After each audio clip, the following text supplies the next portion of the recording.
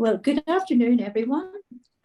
You're very welcome to this session, which is a very special session. It is a session for the award for exceptional service to the management field worldwide. My name is Mary McHugh. I'm Professor of Organisational Behaviour based at Ulster University in Northern Ireland, and I am also a member of the Advisory Council of IFSAM. And on behalf of IFSAM, it is my very great pleasure to act as chair for this award session this afternoon. As I mentioned a moment ago, this is the inaugural award for exceptional service to the management field worldwide. And we are very fortunate that we haven't just one, but two quite exceptional people who are joint winners of the award. Professor Pawan Budhwar and Professor Jean-François Chanlat. In terms of our session this afternoon, it will be 60 minutes, an hour. Our two recipients will each give a short presentation, and members of the audience have the opportunity using the facilities within Zoom to ask some questions. So I will introduce each of our recipients and invite them to do a short presentation. And after each presentation, there will be the opportunity to ask some questions.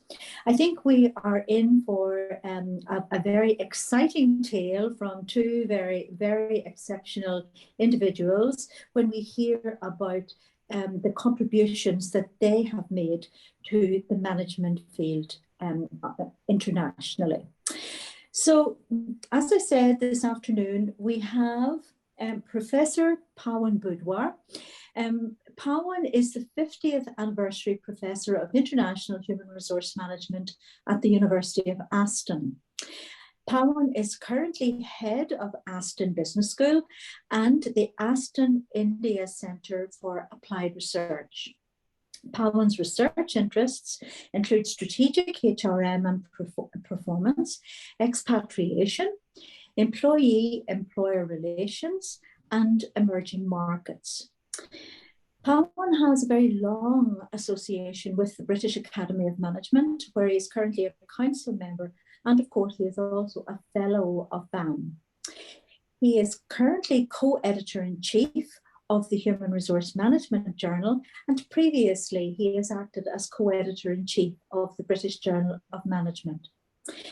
Pawan and myself are pals have crossed many times, but most recently when we worked together as panel members for business and management on the government's assessment of research, the Research Excellence Framework, or REF 2021. Now, our other recipient today, our joint winner, is Professor Jean-François Chanlat, who is Professor of Organizational Sciences at the University of Paris-Dauphine.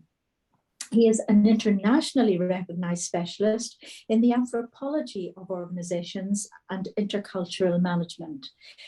Jean-François is a sociologist and anthropologist by training, and his main teaching and research interests concern organizational behavior, organizational theory, organizational anthropology, corporate sociology, intercultural and diversity management, critical studies and well-being at work. Now, both Professor Chanlat and Professor Budhwar have made quite exceptional contributions to the management field worldwide. And I think we are in for a real treat this afternoon when we hear from both of them about some of the work that they have been involved in. So can I, at this point, invite Professor Pawan Budhwar to tell us a little bit about the exceptional work that he has been involved in. Pawan.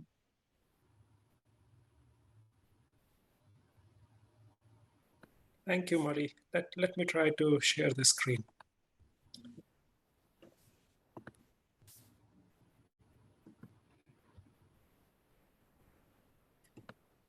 Okay.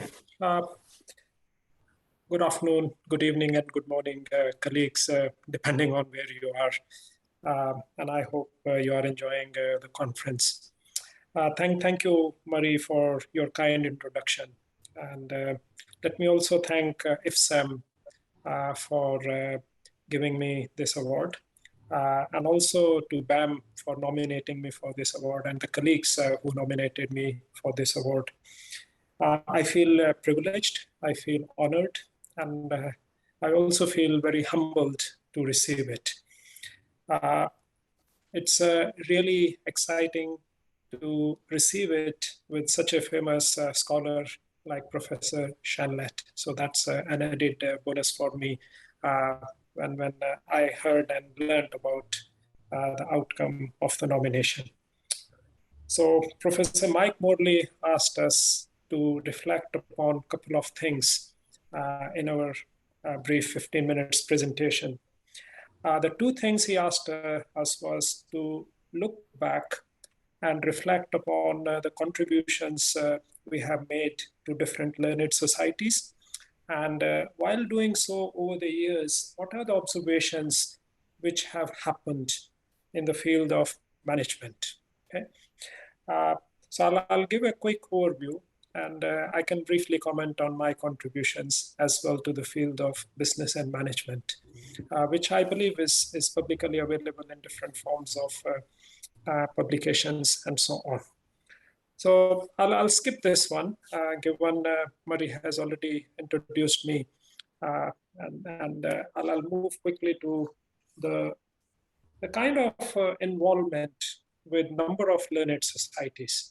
But before I do that, and if you look at the numbers here, I somehow missed putting my initial conference as a freshly graduate PhD student was an Fsam conference in 1998, where I still remember going to, if I can pronounce the name correctly, Alcalá in Spain, which was ahead of Madrid, and it was an enjoyable conference. But reflecting back, here are some examples of the work I was fortunate enough to get involved in a number of learned societies. So first one was the Academy of International Business, where I acted as a junior faculty, as an assistant co-editor of the newsletter which used to come out in the UK for the UK AIB chapter. But then I started to realize that it's worth engaging more and more with learned societies, and you can make a number of useful contributions there. At times, people try hard to get some of these things and get involved. But in my case, I have been extremely fortunate that I ended up in the kind of networks of remarkable people who ended up being my mentors and so on. So the first one here with the Academy of Management, the past president and the president at that time, Susan Jackson, asked me if I can be the All Academy Caucus Chair in 2009. And it was an honor, but the learning was just phenomenal, how such a huge machinery like Academy of Management works, and to discover it behind the scenes.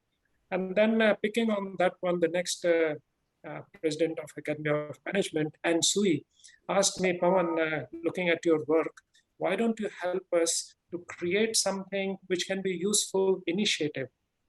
And then after lots of discussion, I said, listen, the Academy is becoming more and more international.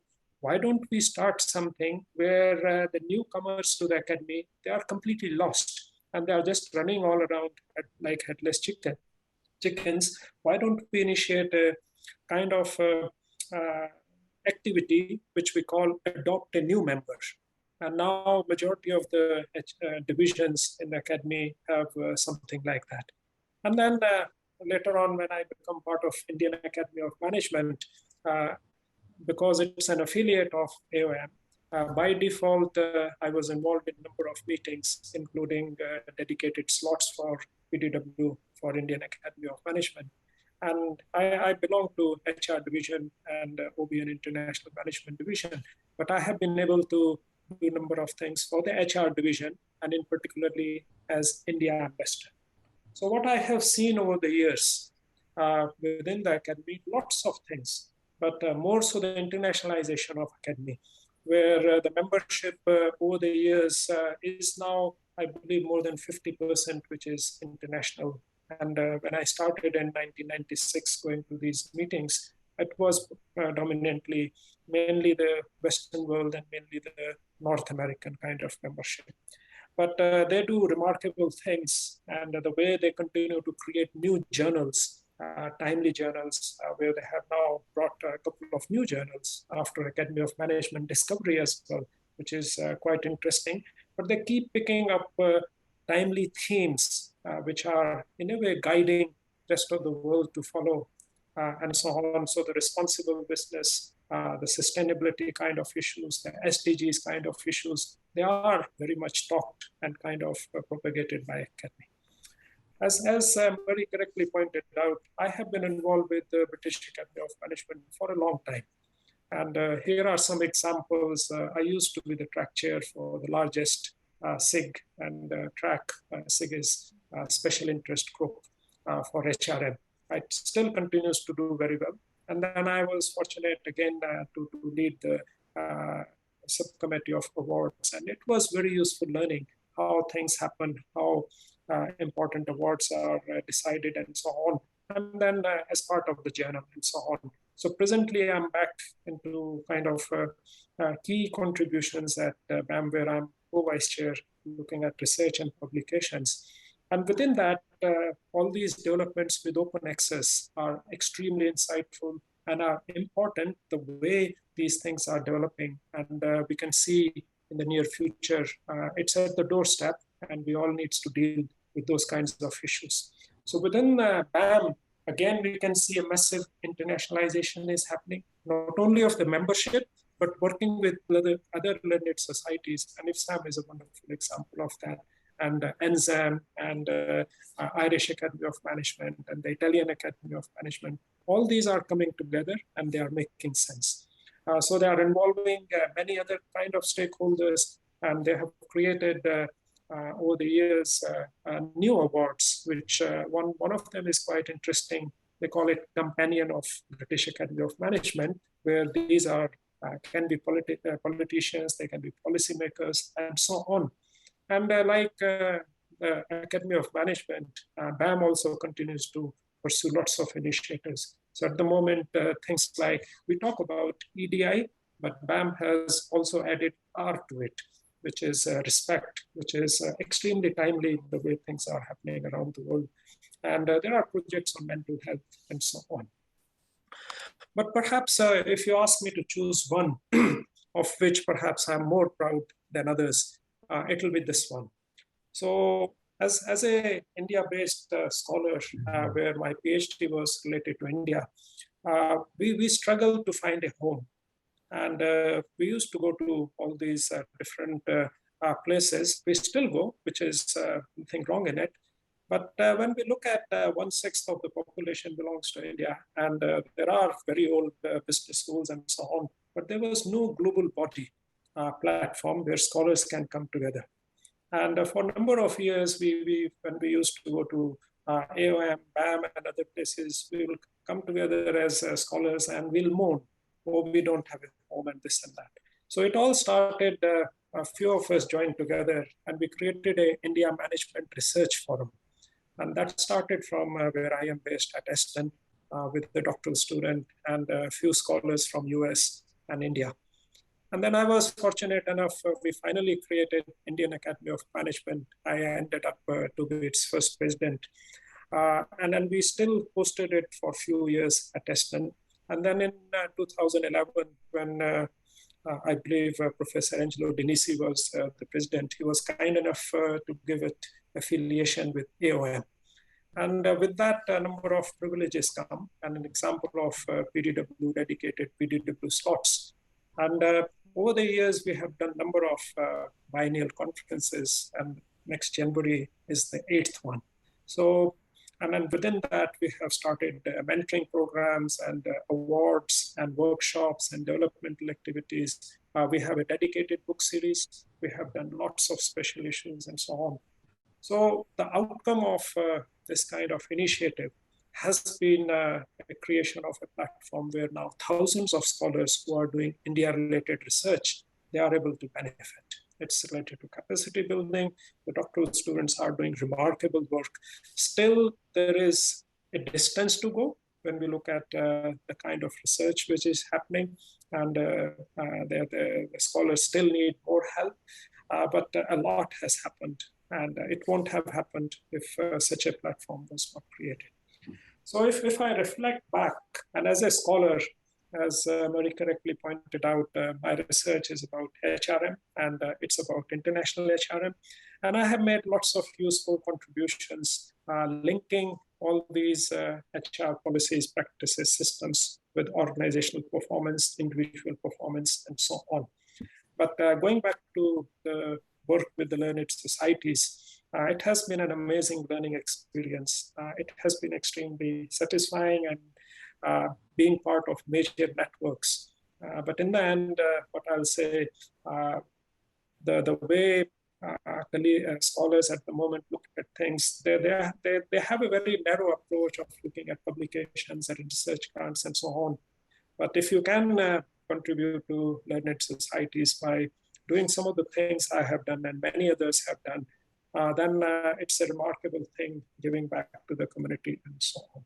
So I'll stop here, Murray, and I'll be happy to take on questions later on, including if someone wants to find out more about my research and the contributions towards that side. Thank you so much. Thank you very much for that presentation, Pawan. And you know, it's amazing the different academies that you have been associated with, and of course, the fact that your first conference was an IFSAM conference, as Xavier has pointed out. You know, that's quite something, and you know, to think that this is where we have arrived at today. So you know, well done you, well done you. Can I invite our audience, if we have any questions at this point for Pawan?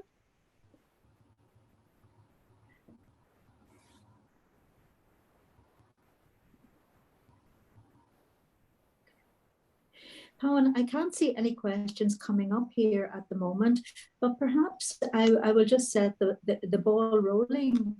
And you know, you drew attention to the work that you have done with the Indian Academy of Management, which is very, very interesting. And I just wonder where you see that going in the future. So what has happened in the case of scholars based in India? So the Indian Academy of Management is not for Indian scholars. It's for anyone doing India-related work. But it ends up because of the sheer number of people based in India and linked with business schools and so on. So Indians end up being in the majority as part of the Indian Academy of Management. The way forward we see is, before Indian Academy of Management came into existence, as I said, scholars were struggling to find a platform. With this and the membership growing, we have proposed to develop a meaningful relationship with Fsam as well, and I believe it's on the cards. It should be happening. But from a capacity building viewpoint, which I believe majority of the learned societies, that's back of their mind, that is happening a lot.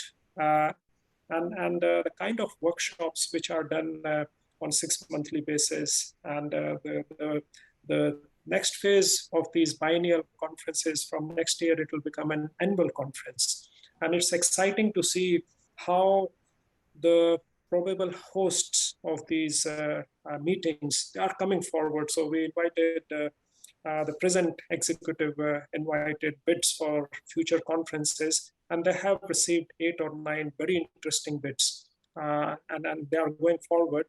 And the kind of scholars involved, where not only the kind of junior faculty and doctoral students, but globally, where scholars doing India-related things, they are coming on board and so on.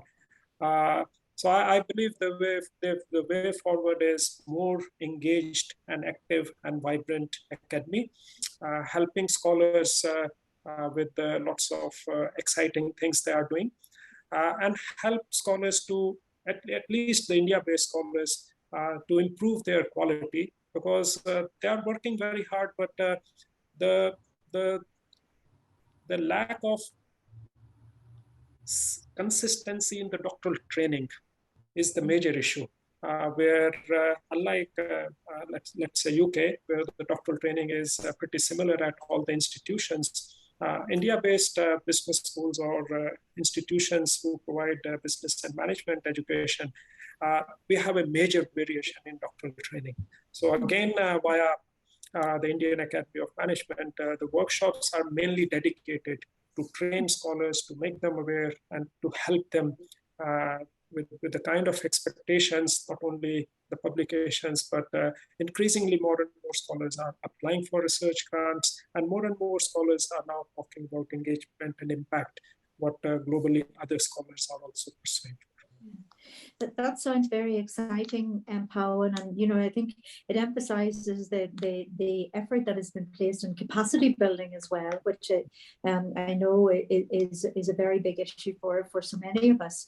I see just a note of congratulations to yourself, Pawan, and to Jean-François, on your award, and I think that it's from Cordula. So thank you for that, Cordula.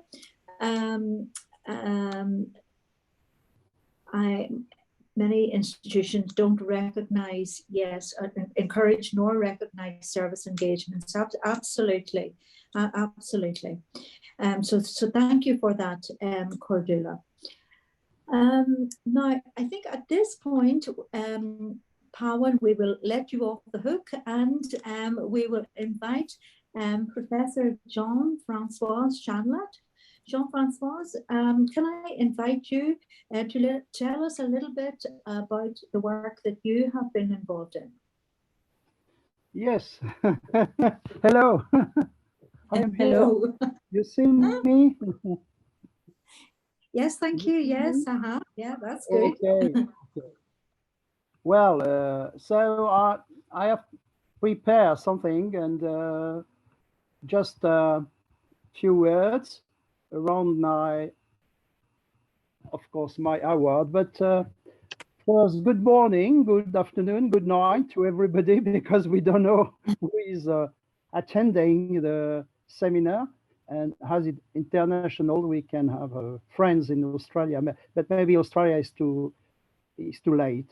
First, I would like to thank you very warmly, the jury, chaired by Michael Morley, the Fsam Executive MBA, and his president, Xavier Castaner, to have returned my candidacy to this inaugural Fsam Award for Exceptional Service to Management Field worldwide.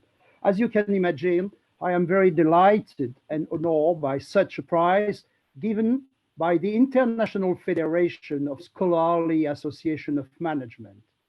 I am all the happier that I share it with my distinguished colleague, Professor Pawan Budhwar, for his outstanding leadership in building collegiality, community and capacity in both the British Academy of Management and the Indian Academy of Management, two great academy, and he showed us just previously what he has done.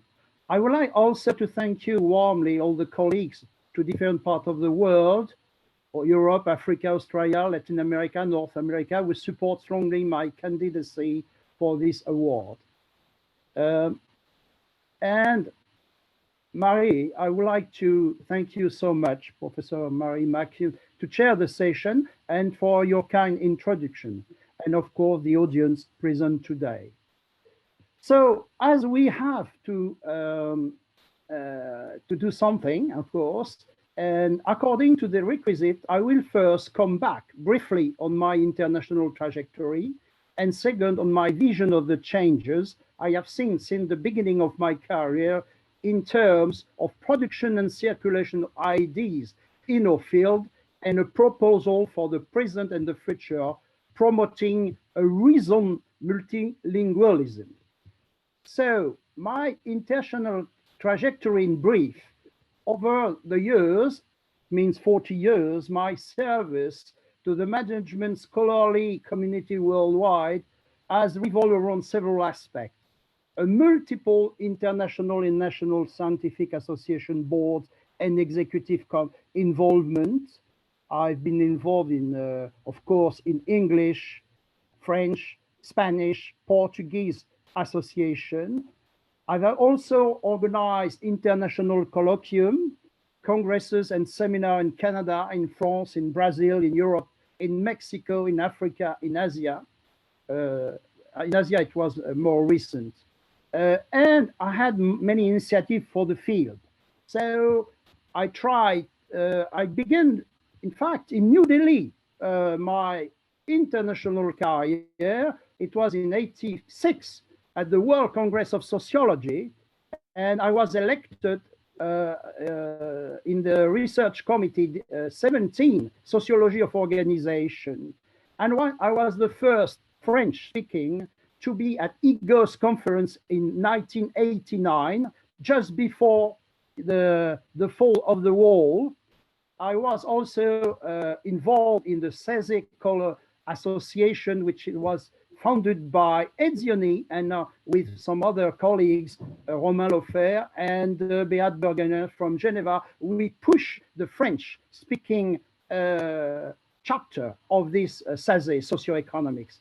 Of course, I was involved in APROS and LEMOS. I was the founder of LEMOS with my friend Jean-Claude Tonic, professor, and he was very involved at IGOS. So you see, I've been, and also I have deep involvement in the French International Association, the sociologists and the management. So I can't stop here. And actually, I am member of the Société Française de Management, the French Society of Management, which is a sort of scholar, you see, academy, old academy style. You see, we are people who are doing reflection on different aspects of management and management teaching and research.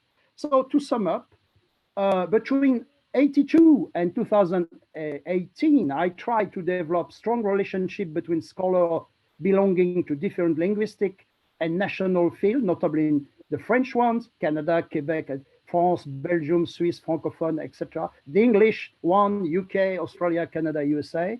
The Spanish one, Mexico, Argentina, Colombia. And the Portuguese, of course, Brazil.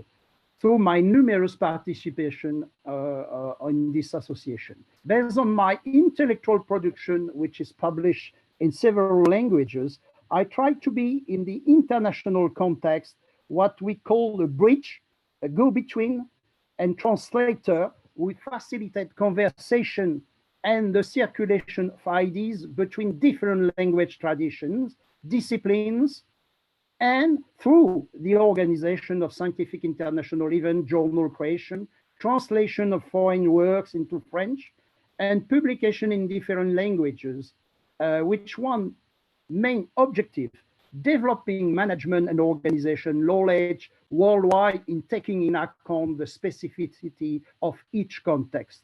Given by diverse contribution to national and international academies and learned society, I would like to say now a few words on the changes I have observed in the management field worldwide since then and the concern I have to in this regard. What changes? My main observation are the result of my multilingual French-born scholar who spent a lot of time in Canada and tried to create links and prove, as you say, you see, the circulation of ID between different universes around the world. When I began my career at the beginning of the '80s, each institution was deeply rooted in its own environment with some international relationship. At that time, The production were mainly national languages, non-native English scholars producing very few publications in English, even if the field of management was already influenced because of the post-World War II reconstruction context, Marshall Plan, Ford, and Carnegie Foundation programs, by American works and teaching experience, threatened by the Cold War atmosphere. From the beginning of the 80s, the evolution of the world, notably with the so-called world globalization, leads to a form of globalization of management education. With the appearance of new processes like accreditation and ranking system of journal, institution, programs, the landscape changes, notably in the last decade. The educational competition between institutions all over the world grows like never before. For management scholars, and notably for non-English speaking native scholars, these processes have had progressively important effects. In effect, as stated by Tits and Dix in their 2012 well-known paper, The Victorious English Language, Hegemonic Practices in the Management Academy, one of the big changes we have observed is this growing hegemony of the English language and of the English-speaking journal, notably American ones, through the new criteria of evaluation brought by these new evaluation processes. It leads, in some cases, to a progressive Englishization of the mind and of the research agenda through an Englishization of intellectual tools, wording, format, literature, even of the native language. It is also transformed progressively the way of doing research and the way of writing, not only for the non-native English-speaking scholar, but also for the native English scholar themselves, as Monica Costera just recently edited book, How to Write Differently, state.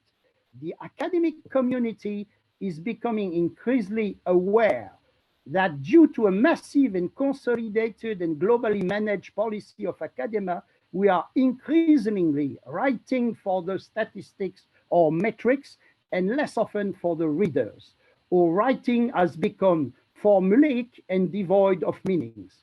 Monica Costera did book Echo, the previous IFSAM management research quality proposition published in 2021, which was concerned as an international federation by the effect of these new processes on the field.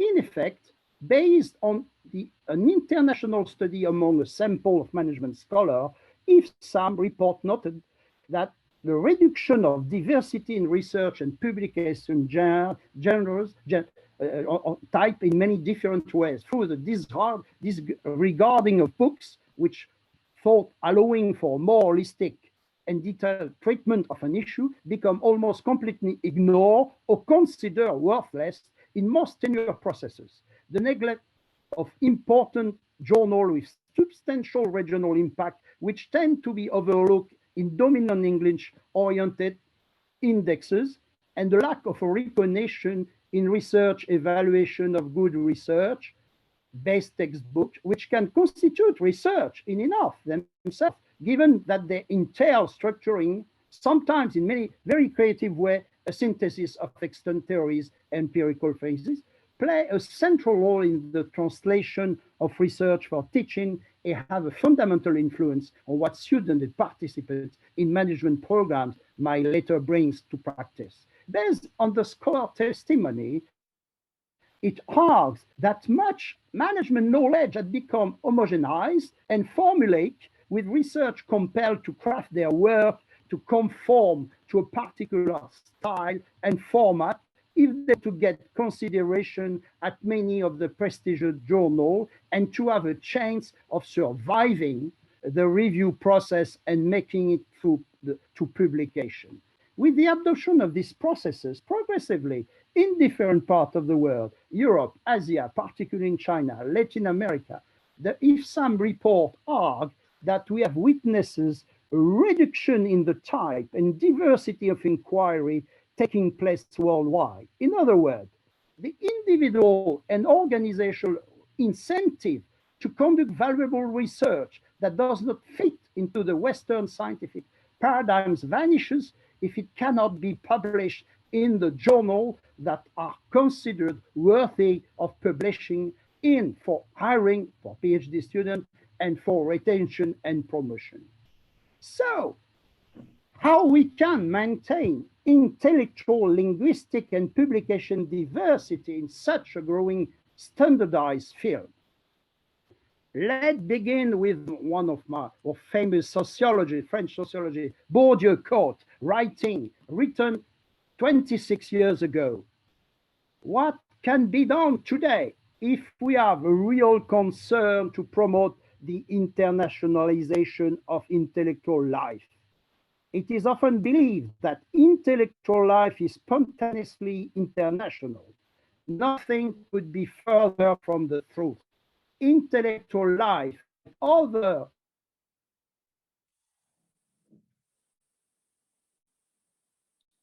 and intellectuals almost as much as others convey prejudices, stereotypes, receive ideas, very basic representation, which are nourished by the accident of daily life, misunderstanding that the establishment of the true scientific internationalism in 4 different languages, field and universe during 40 years, I am convinced that if we want to keep this diversity really alive and put it place a full internationalism in Bourdieu's sense, we have to abandon first a strictly functional and utilitarian vision of language, the language view on research model of publication, and above all, avoid some common confusion. First, I have time. Yes, Jean-François, I think we were having some problems with your internet connection. Okay?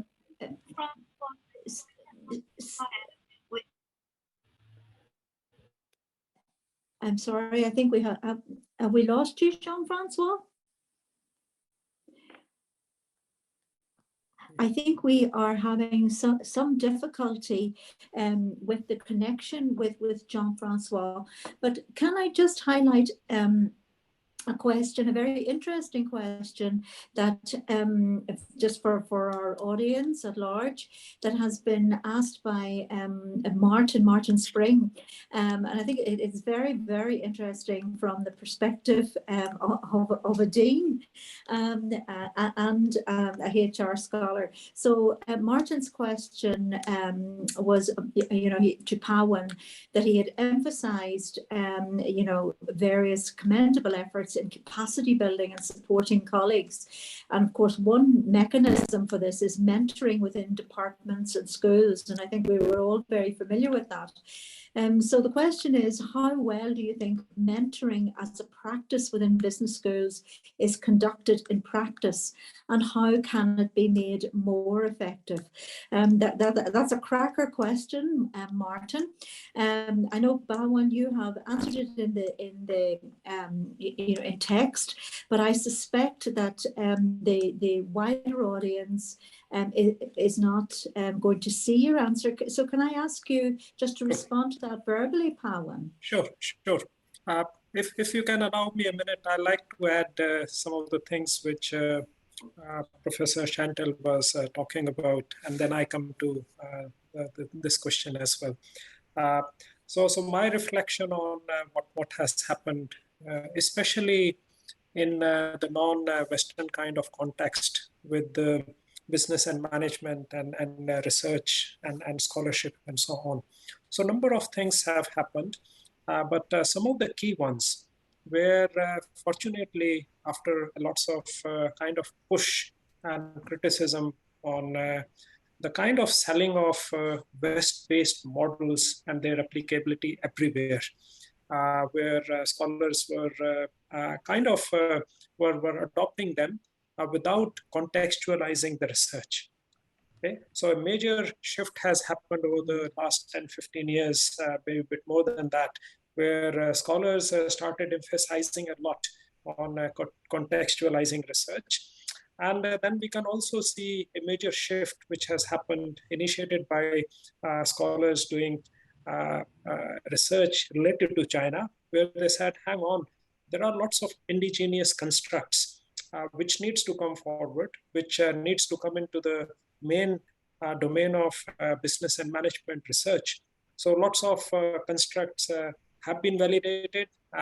We regularly hear about Guangxi, which is a usual one.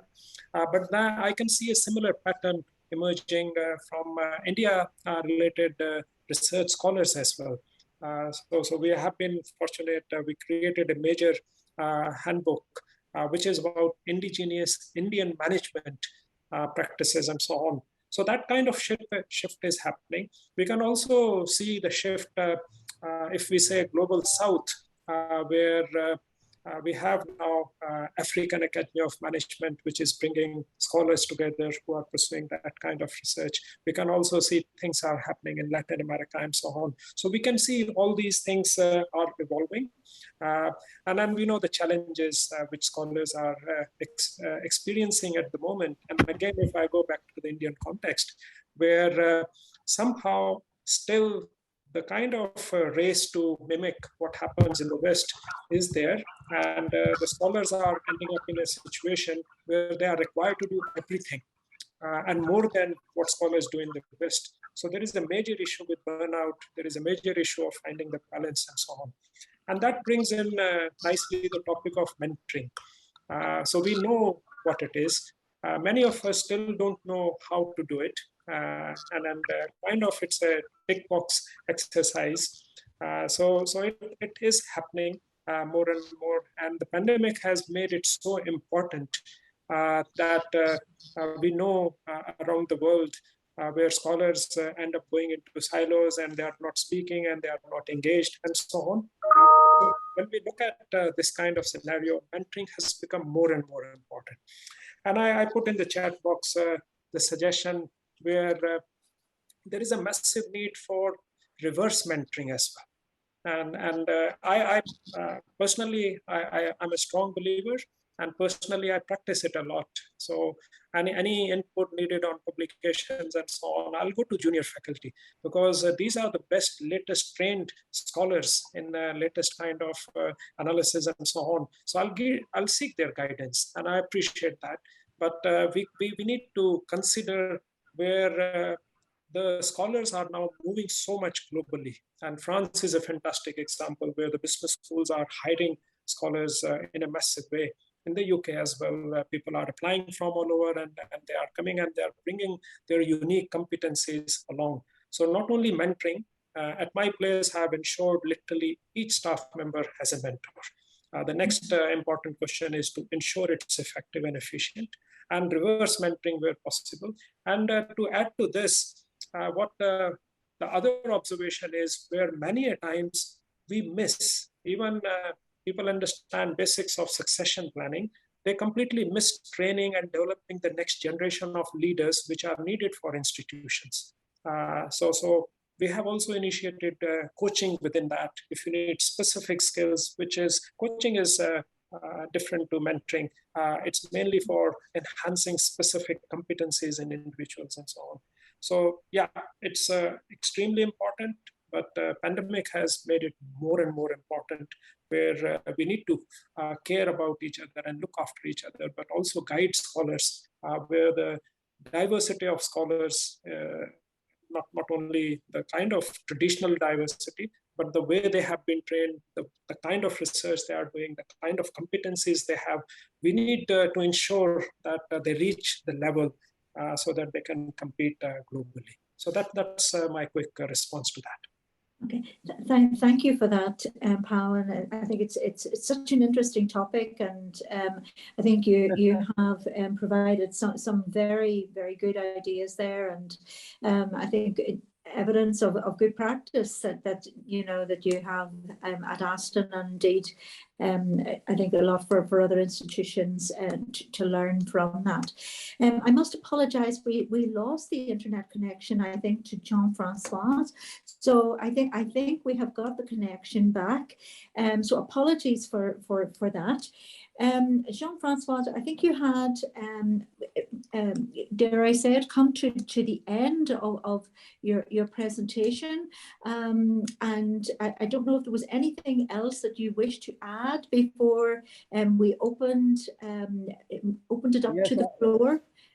I had a lot of things to say, but now it's because you know my point of view is coming from people who is not, you know, firstly in the English-speaking universe, even if of course I was closely linked with this universe, because I want to raise the question, the issue of language, because it seems to be that English is the international. You are international because you speak English, and I think it's a great confusion. You can be international without speaking English, and you have a lot of people who are speaking English which are not clearly international among all scholars. For me,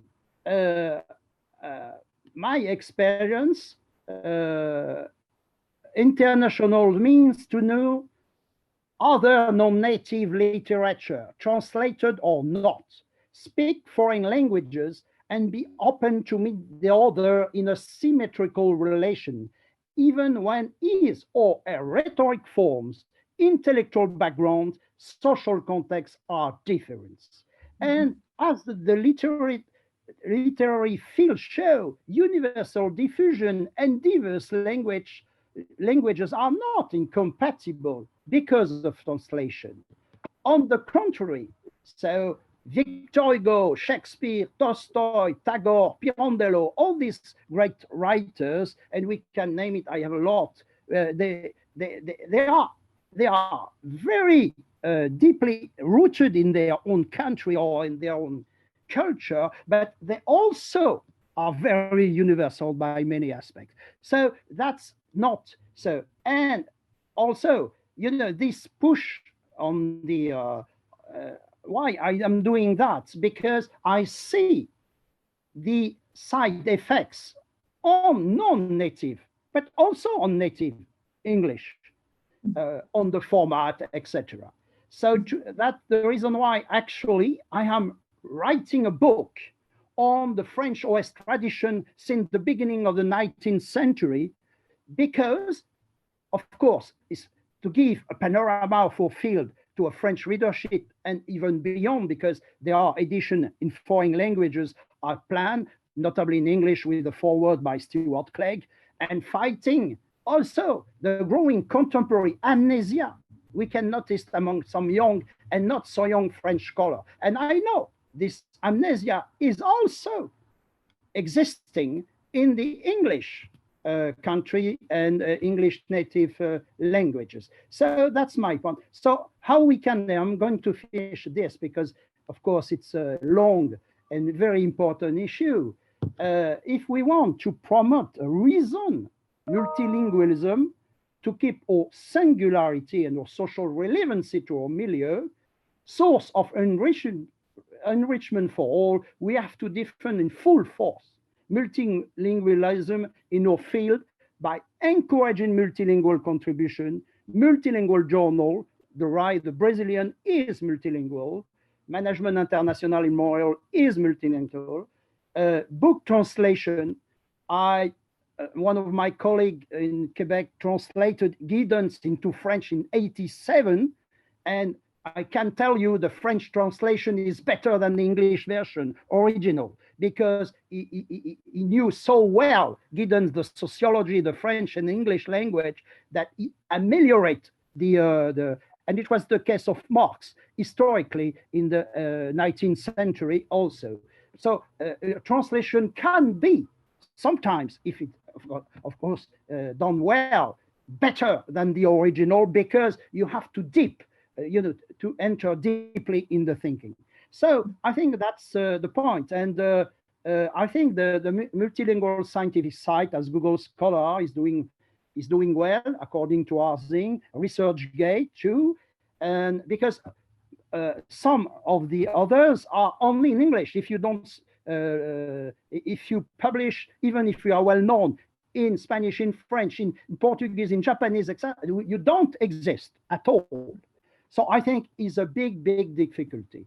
So I stress, and I finish on this, by Orne, Lecomte, and Tietze in their recent edited book, Managing Multilingual Workplace, reason multilinguals has to be also based on open-mindedness to other language, other thinkings, which is in the field of social sciences, values singularity. To do so, we have to cultivate, as the anthropologist Philippe Descola stated nicely, la vertu fugace de l'étonnement, the fleeting virtue of astonishment. So, you see, I could continue, but I have a proposal, and I finish on this. Barbara Cassin, the French philosopher, specialist of language, author of a remarkable seminal edited books in French, Vocabulaire des philosophies, Dictionnaire des intraduisibles, Vocabulary of Philosophies, Dictionary of the Untranslatable, published in 2019, actually being translated in 10 languages, say we have to avoid in this regard two pitfalls. The only English publishing policy previously presented, which conduct to the adoption of a kind of globish, simplistic, standardized, erasing the other languages, and a nationalistic ontology, which is synonymous of closeness. In this seminal book she argued brilliantly with these 150 other contributors coming from different countries that translation and multilingualism are the way to overcome. To me, and I finished, IFSAM could encourage a similar international effort in the field of management. Such an editorial project could show how management can be defined differently according to each social universe, as Romain Lofer's intervention stressed it yesterday, and by this intellectual exercise could reduce the misunderstanding between different social universes. Thank you so much. Thank you very much, Jean-François.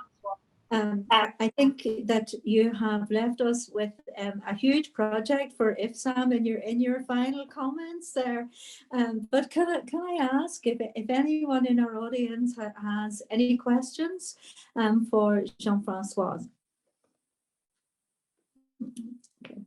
I think Jean-François, in your presentation, it was very interesting. If I have calculated correctly, I think you mentioned your contributions from 1982 to 2018, or your involvement with management societies, which is 36 years. That's for many that's a whole career. So you have made quite exceptional contributions, and I think what you said as well emphasized for me what a disparate field management is. And when we look at a body like IFSAM, it is a conglomerate in many respects of not just international societies, but of management, but also of different subject areas. So it is indeed a very diversified field. And I don't know if you wanted to comment on that. But I think it's a very good good thing. Of course, I was always for federation and meeting between different traditions. You see, it is a different story today, and I was, of course, happy to say that my colleague was at the basis of the Indian Association of Management, because such a big country must have its own academy, because India has an extraordinary story, and its social background is quite different, but is also an industrial country, a very important industrial country. So you see, you have to have work research on your own milieu. And when you are strong in your own milieu, you can discuss with the others. You see, that's the point. And you see, and I remember a conversation organized by, it was my only participation at the academy. At that time, it was the American Academy of Management. It was at the beginning of the 90s.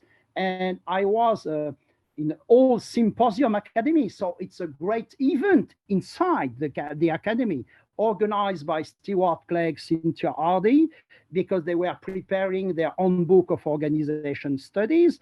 And it was a conversation with different traditions.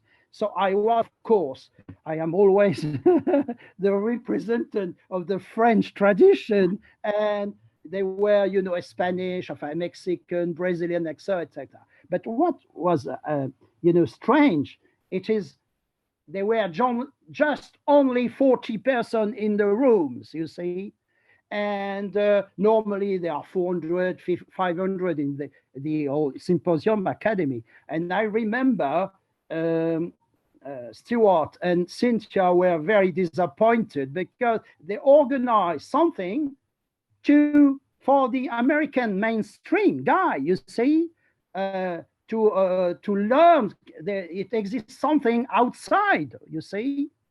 But we are in what I call the syndrome of we are the world, you see.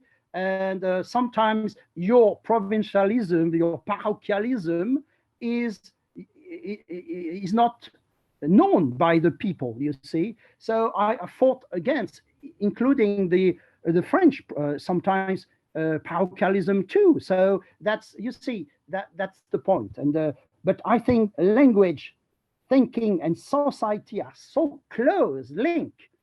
We cannot, you know, avoid it. And you know, I was very deeply involved in cross-cultural management too. And the problem of language and culture are fundamentals. Fundamentals.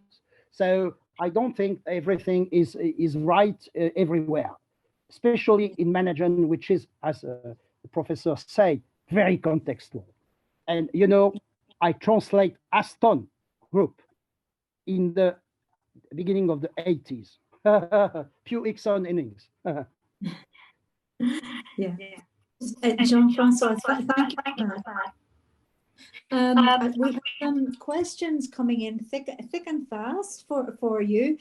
We have a couple of notes of congratulations.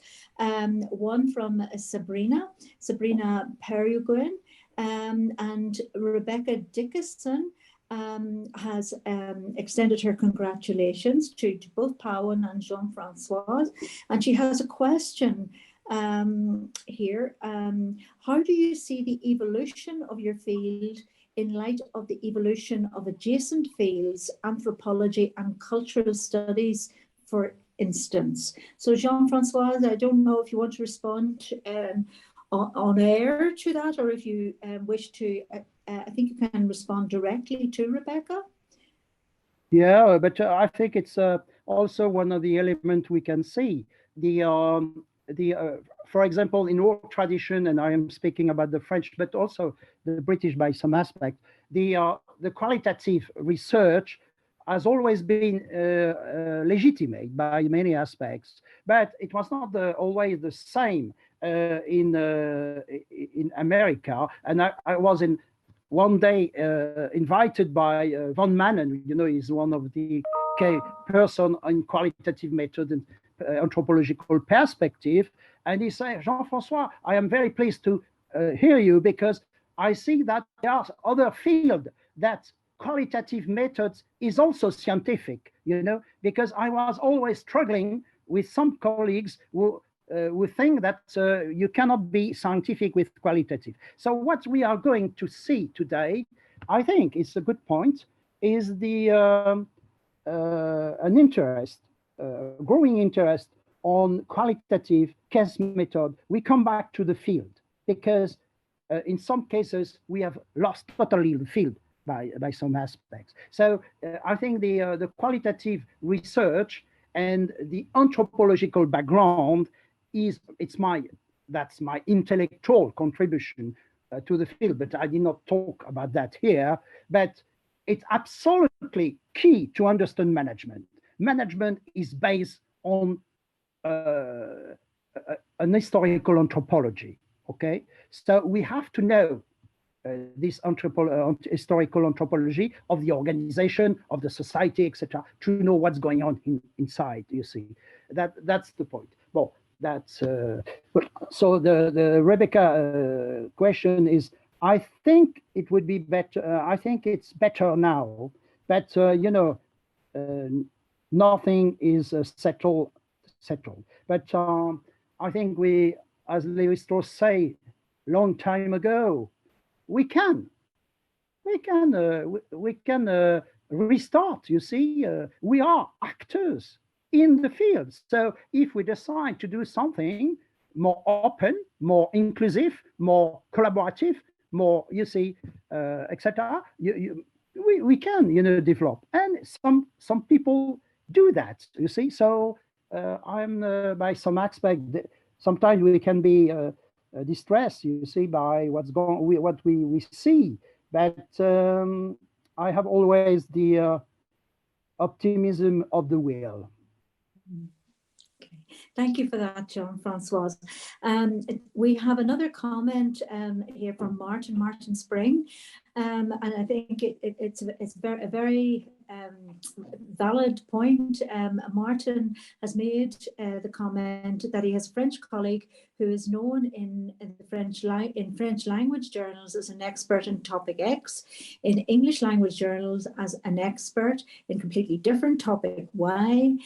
She's not invisible, but exists as two different scholars by accident, I think, rather than design. I think that's very fair comment, Martin. I think you know, that is the reality in many respects of the world that we live in.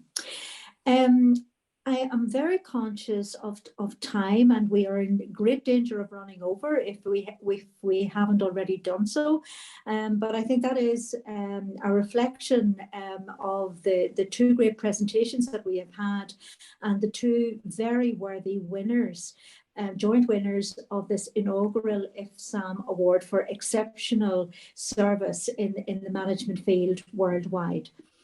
So to draw our session to a close, on behalf of IFSAM, can I thank and congratulate both Professor Pawan Budhwar and Professor Jean-François Chanlat on their achievement of this great award, and also for their excellent contributions and presentations this afternoon. I think that Eleonora had shown us the certificate for both recipients of the award. So many congratulations, Pawan and Jean-François, and thank you both for excellent presentations. And can I thank our participants, our audience, for engaging in the discussion with both of our recipients, our award recipients this afternoon. As a final point, can I just draw your attention to two IFSAM awards. The Award for Excellence in Societally Relevant Management Scholarship and the IFSAM Award for Excellence in Indigenous Management Scholarship. Nominations are invited for both of these awards, and the deadline for the receipt of nominations is midnight Central European Time on September the 15th. And I think Eleonora has put up the slide there so we can see the submission, the web link for the submission. So to draw our session to a close, can I once again thank you all for participating in the session and extend our warm congratulations to our two very worthy recipients, two exceptional individuals, for the exceptional contribution and service that they have made to the management field worldwide. I hope that you are all enjoying the Fsam event and that you continue to enjoy the sessions for the remainder of the event. Thank you very much indeed. Thank you, Marie, for sharing this. Very kind of you to share this. Thank you for everything, and thank you, colleague. It's a great we pleasure. could discuss one day maybe in presence. Will be better with a good wine. Well, thank you again, and can I thank Xavier and Eleonora for all of the backup support for this session. I am not the world's best when it comes to technical things, but thank you both so much for all of your help with the session. So goodbye, everyone. Thank you again.